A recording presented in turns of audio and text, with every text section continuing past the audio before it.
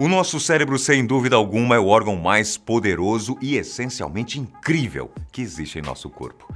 Ele é a chave responsável por nos elevar ao patamar de seres pensantes e, consequentemente, nos diferenciar dos outros animais. Mas assim como todos os demais órgãos do nosso corpo, o cérebro, apesar de toda a sua complexidade, também pode sofrer danos, traumas e, consequentemente, ficar doente. As chamadas doenças mentais ou distúrbios psicológicos desde sempre chamaram a atenção dos estudiosos e da sociedade em geral.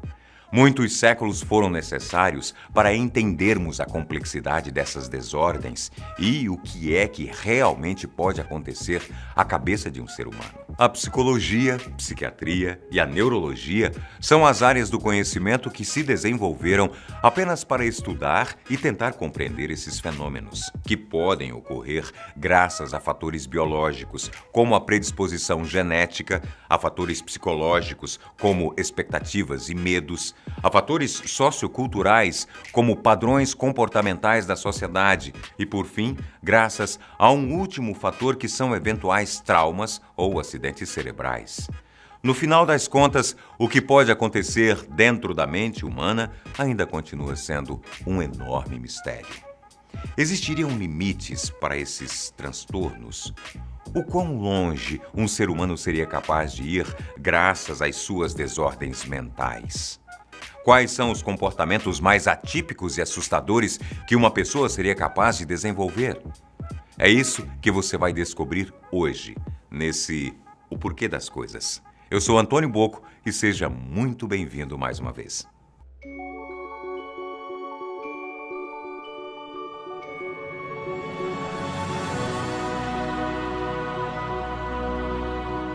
As doenças físicas, ou seja, essas que nos deparamos todos os dias, sem dúvida podem assustar a qualquer um. Mas acredite, as mais perigosas das doenças são invisíveis aos olhos humanos. Uma pessoa que por fora pode parecer completamente saudável e comum, por dentro, mais precisamente dentro de sua cabeça, pode estar travando a mais assustadora das disputas.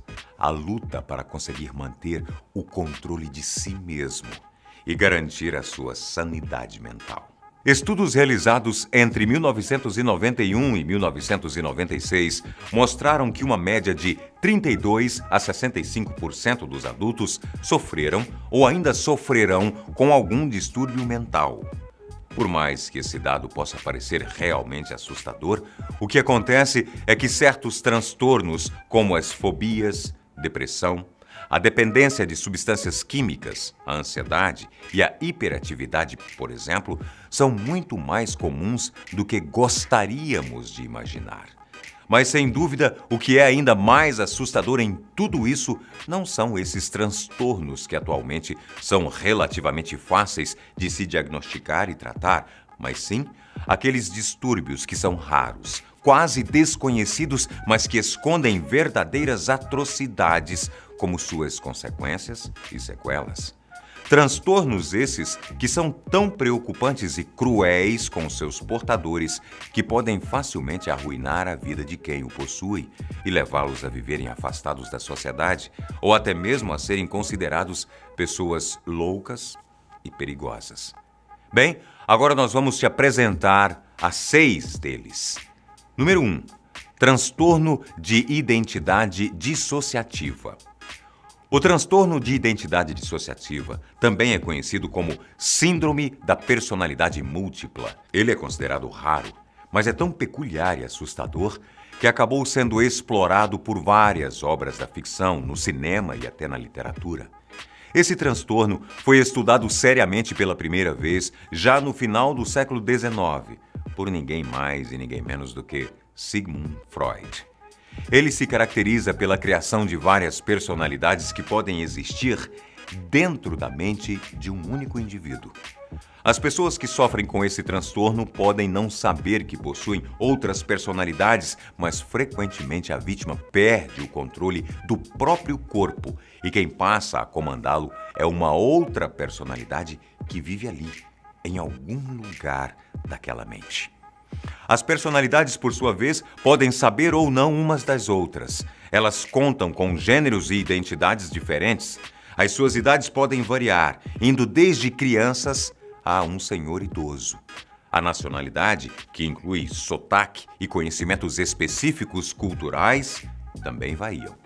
Quanto maior o número de personalidades paralelas que o indivíduo manifesta, mais raro é considerado o caso. Em determinado caso clínico, 60 personalidades diferentes já foram registradas vivendo dentro da mente de um mesmo indivíduo. Pobre alma. Para os psicólogos e psiquiatras, esse transtorno ainda é muito complexo e chega a ser um verdadeiro mistério. Mas acredita-se que cada personalidade surja como uma espécie de mecanismo de defesa para fugir e se defender de uma determinada situação de trauma e estresse que a vítima possa ter passado. Número 2. Psicose de Wendigo.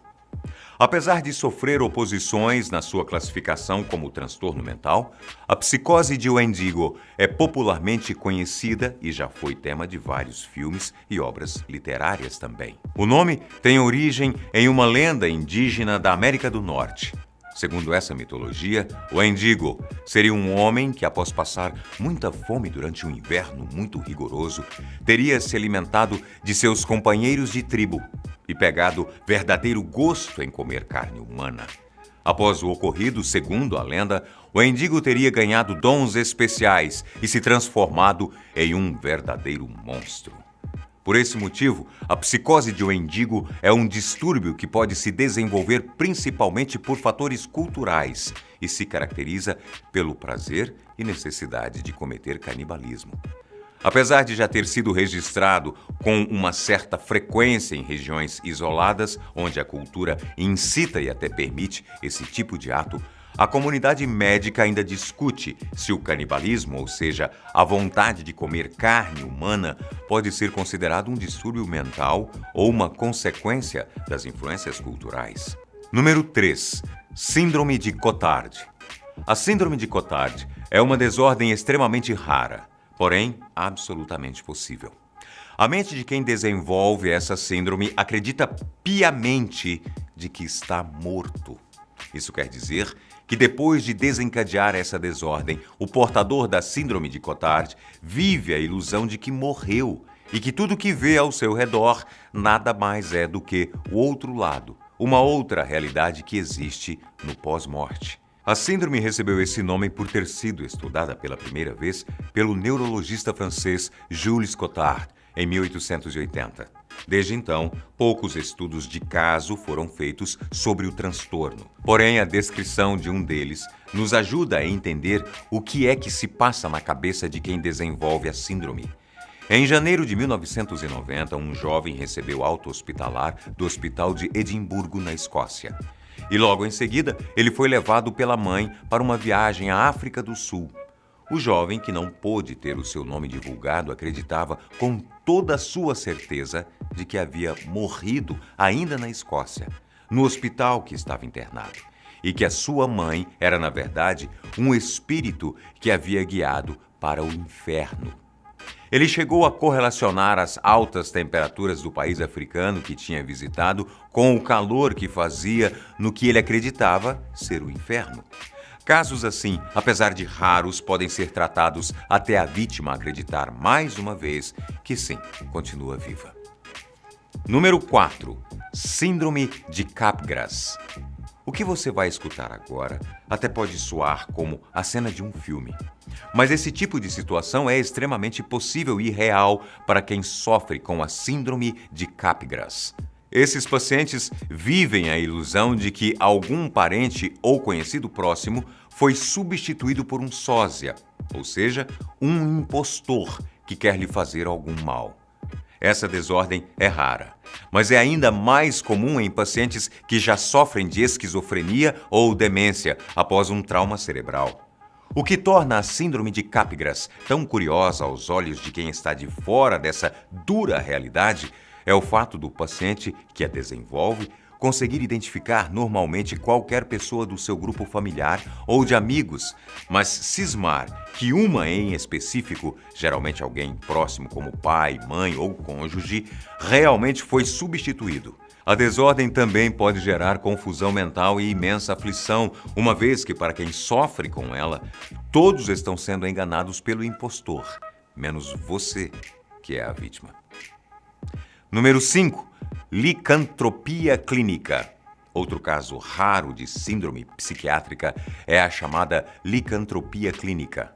Pessoas que sofrem com essa síndrome acreditam que se transformaram em animais e, por isso, elas passam a viver e a se comportar como se de fato isso fosse real.